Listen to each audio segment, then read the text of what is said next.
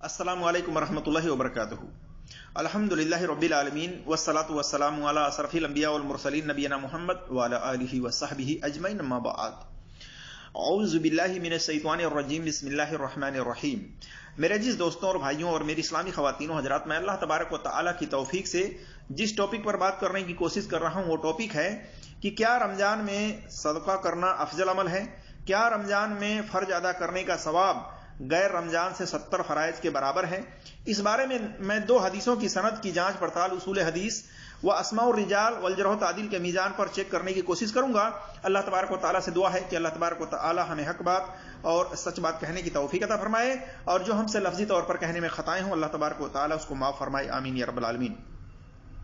मेरे अजीज दोस्तों और भाइयों और मेरी इस्लामी ख़वातीनों हजरात, जैसे ही रमजान का महीना आता है तो इन हदीसों को भी बिला तहकीक बगैर छानबीन किए एक दूसरे को फॉरवर्ड किया जाता है, जबकि ऐसा नहीं करना चाहिए, बल्कि उसके बारे में किसी मुत्तबे सुन्नत मुहक्किक से सवाल करना चाहिए ताकि इसके बारे में सही और गलत की मालूमात हो सके। अब आइए हम देखते हैं वो हदीस किस तरह से है। तो ये जान लीजिए कि वो हदीस अनस रज़ियल्लाहु तआला अन्हु की तरफ मंसूब है।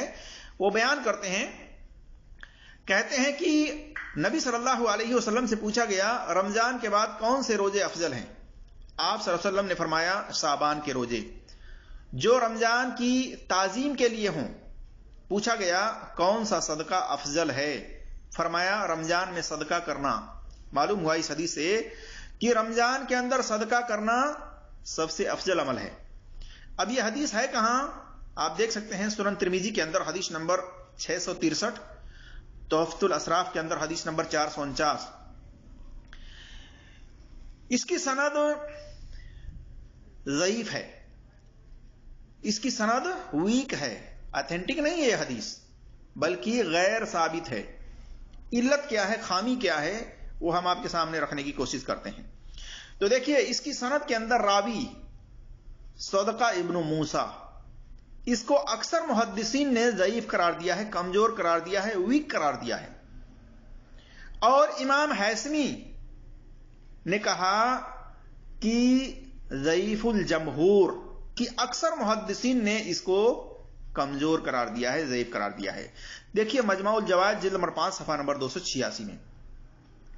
इसी तरह से शेख अलबानी रहमतुल्लाह अलैह ने भी इसकी सनद को ज़ईफ करार दिया है, जैसा कि इरवाउल गलील के अंदर हदीस नंबर 889 में देख सकते हैं, और ज़ईफुत तरगीब के अंदर हदीस नंबर 618 वगैरह में देख सकते हैं।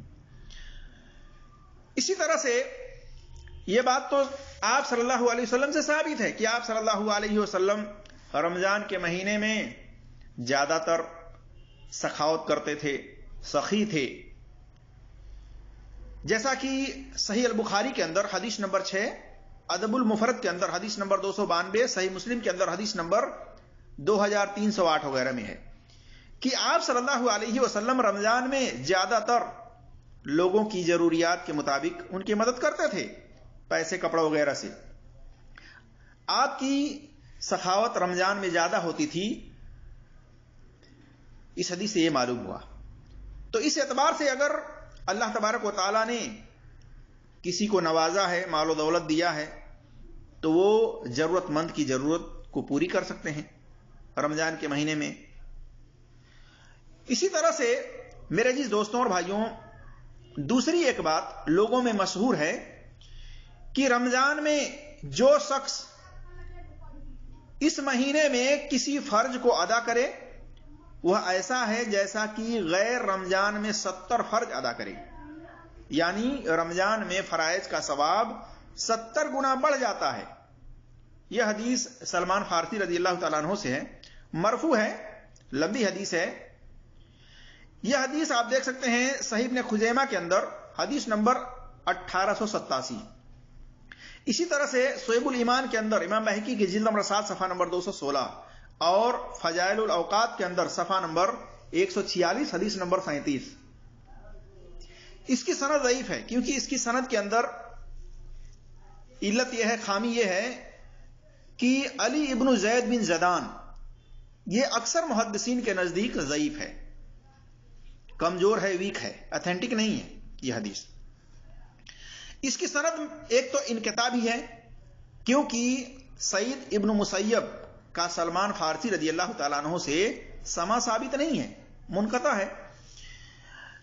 اسی طرح سے ایک ترک سلمان فارسی رضی اللہ تعالیٰ عنہ سے امالی المحاملی کے اندر حدیث نمبر 293 ہے، یہ بھی ترک جو ہے سند کے اعتبار سے ضعیف ہے، ویک ہے، کیونکہ اس کی سند میں ایک تو عبدالعزیز بن عبداللہ راوی اور علی ابن زید بن جدان، یہ دونوں ضعیف راوی ہیں، جس کی بنا پر اس کی سند ضعیف ہے، ویک ہے، غیر ثابت ہے، صحیح نہیں ہے۔